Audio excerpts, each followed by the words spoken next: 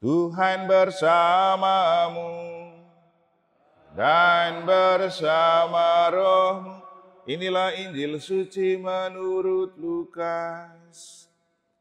Dimuliakanlah Tuhan.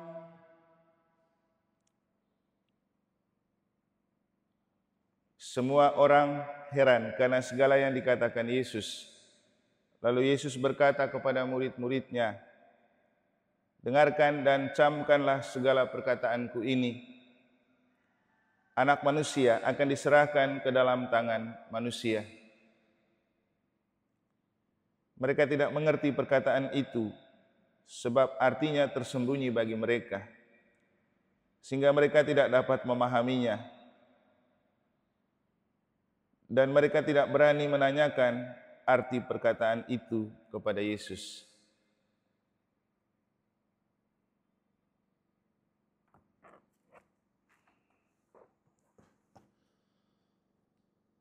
Demikianlah sabda Tuhan.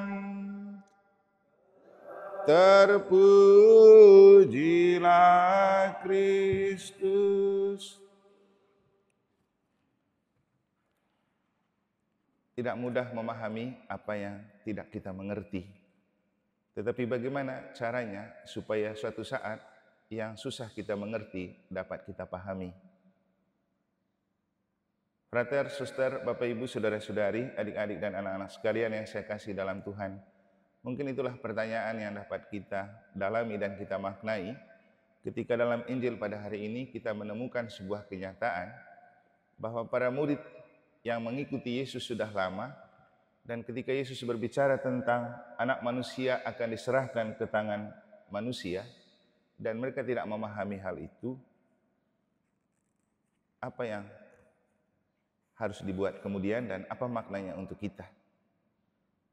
Tentu kita juga mengerti dan memahami bahwa dalam hidup ada banyak kenyataan hidup yang susah kita mengerti, apalagi memahami. Dalam iman kita diajarkan untuk percaya pada Tuhan yang memang kadang-kadang mudah dipahami, tapi seringkali tidak mudah dipahami. Jangankan Tuhan yang tidak kita lihat, ada banyak peristiwa dan kenyataan hidup yang kita alami, juga yang kita sendiri kadang susah memahami dan mengerti. Jangankan kenyataan hidup, kadang-kadang pasangan hidup yang sudah lama hidup dan berjalan bersama kita juga tidak mudah untuk kita mengerti dan kita pahami.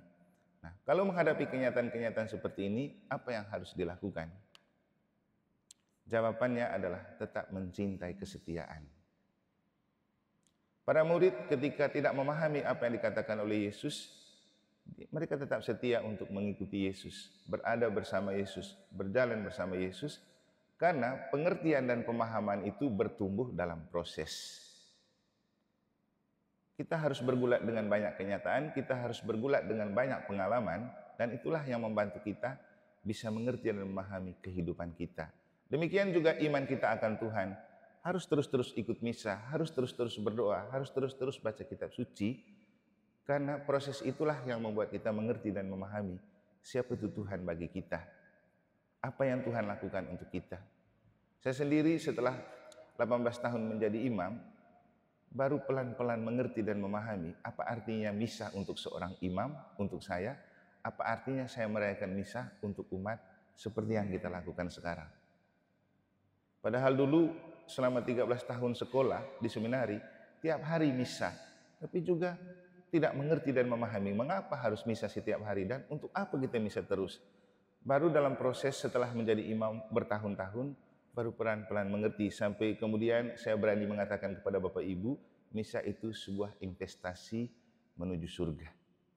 Dan saya rasa ini pemahaman yang penting untuk dimengerti oleh semua orang, apalagi orang Katolik. Tidak hanya untuk orang-orang tua, tapi juga untuk orang-orang muda. Karena kalau kita melihat, sepertinya hanya orang tua yang suka misa. Anak-anak muda hampir tidak suka atau tidak berminat. Tapi ini sebuah fenomen yang kita lihat, kita alami, tapi kita tidak mencoba untuk mengerti dan memahami. Maka apa yang diajak oleh pengkhotbah dalam bacaan pertama hari ini juga sebuah alarm untuk kita. Untuk anak-anak muda kita, untuk kita yang punya anak muda. bahwa masa muda itu perlu dinikmati, tapi juga menjadi sebuah kesia-siaan ketika di masa muda kita tidak percaya kepada Pencipta. Ini pesan yang sangat bagus. Karena juga kita mengalami, kita susah memahami anak-anak muda kita yang tidak semua punya selera untuk mencintai hidup rohani. Dalam hidup menggereja itu seolah-olah doa rosario, sharing kitab suci, apalagi misa seperti itu pekerjaan orang tua yang sudah siap mau mati. Itu nyatanya. Tapi apakah memang seperti itu? Tidak. Ini untuk semua, hidup rohani untuk semua. Karena kita tidak tahu kapan juga kita mati. Ada yang mati waktu kecil, ada yang mati waktu masih remaja, ada yang mati OMK, ada yang sudah tua. Jadi semua punya kewajiban berjaga-jaga.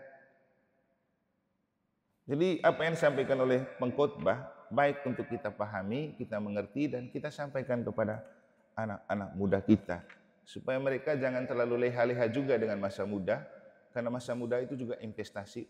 Tidak hanya investasi untuk masa depan, tapi juga untuk investasi surga. Tiba-tiba kita mati pada saat kita masih muda, apakah kita sudah siap? Jadi pengkhotbah mengatakan, bersukarialah hai para pemuda dalam kemudaanmu. Biarlah hatimu bergembira pada masa mudamu, dan turutilah keinginan hati dan pandangan matamu.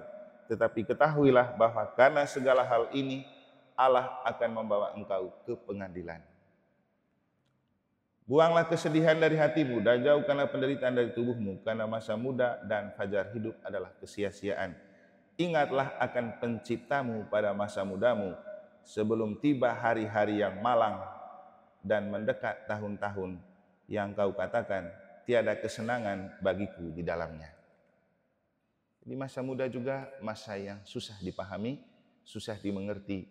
Maka makin jauh kita dari Tuhan, makin kita susah mengerti dan memahami fenomen-fenomen kehidupan kita. Bapak Ibu, saudara-saudari, ada banyak kenyataan hidup yang tidak mudah dimengerti dan dipahami. Dan ada banyak ajaran iman yang juga tidak mudah kita mengerti dan kita pahami.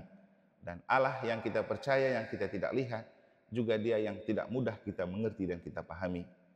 Tapi kita akan mengerti dan memahami pada waktunya bila kita mencintai proses, dan proses itu adalah kesetiaan untuk taat dan setia mengikuti Tuhan, kesetiaan dan taat untuk menjalani hidup. Semoga Tuhan memberkati kita.